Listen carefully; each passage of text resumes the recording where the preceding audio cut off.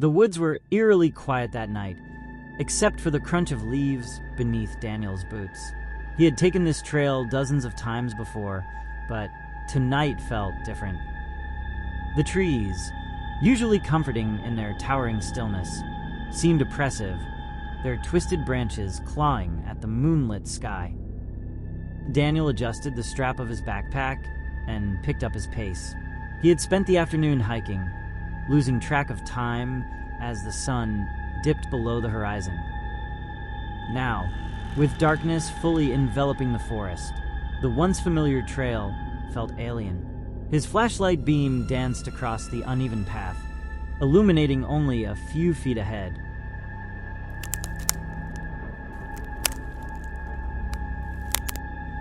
A snap of a twig stopped him in his tracks. He froze, ears straining to hear. At first, there was nothing but the sound of his own breathing. Then, faintly, came the sound of footsteps. Not the steady rhythm of a fellow hiker, but an erratic shuffle, like someone dragging a leg behind them. "Hello," Daniel called, his voice cracking slightly. No response. He turned, aiming his flashlight into the dense undergrowth.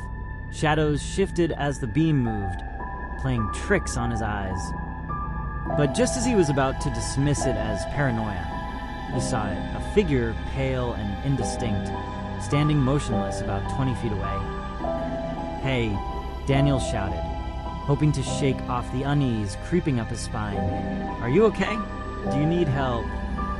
The figure didn't respond. It just stood there. Then, without warning, it began to move, not toward him, but around him, circling just beyond the edge of his flashlight's reach.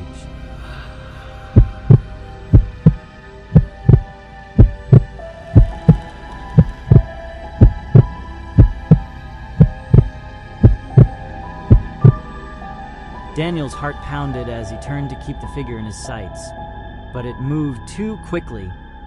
One moment, it was in front of him, the next, it was behind, and then it vanished completely. He took a shaky step backward, his flashlight trembling in his grip. "This isn't funny," he muttered, more to himself than to whoever, or whatever, was out there.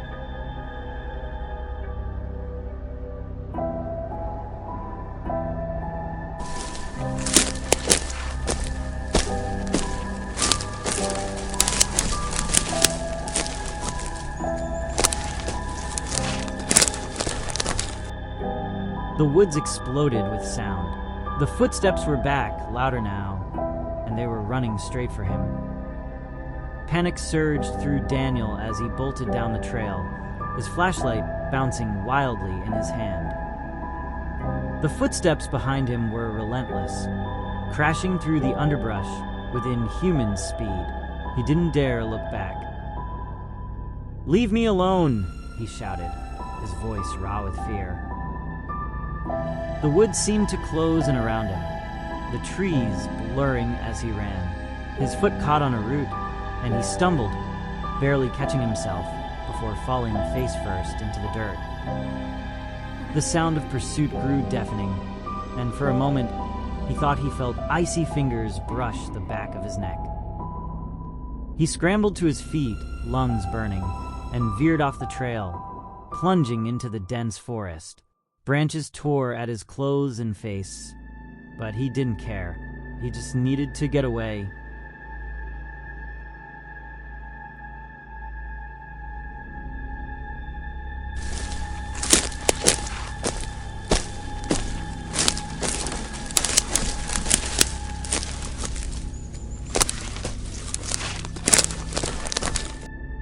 The footsteps faltered, and for a brief moment, Daniel thought he had lost whatever was chasing him. He slowed, leaning against a tree to catch his breath. The woods were silent again, but it was the wrong kind of silence. Thick and heavy, pressing in on him like a suffocating blanket. "Where are you?" he whispered, his voice barely audible. A soft, guttural sound answered him, a low moan that seemed to come from all around. Daniel spun in place, his flashlight beam slicing through the darkness. The light landed on a tree just ahead, and his blood turned to ice. Carved into the bark was his name. Daniel. The voice came from behind him. It was faint, almost a whisper, but unmistakable. He whirled around, his flashlight revealing nothing but empty woods. Daniel.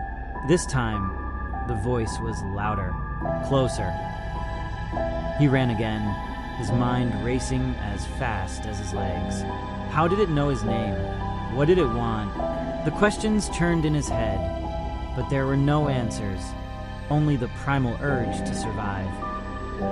The trail was nowhere to be found now, and Daniel realized, with growing dread, that he was hopelessly lost.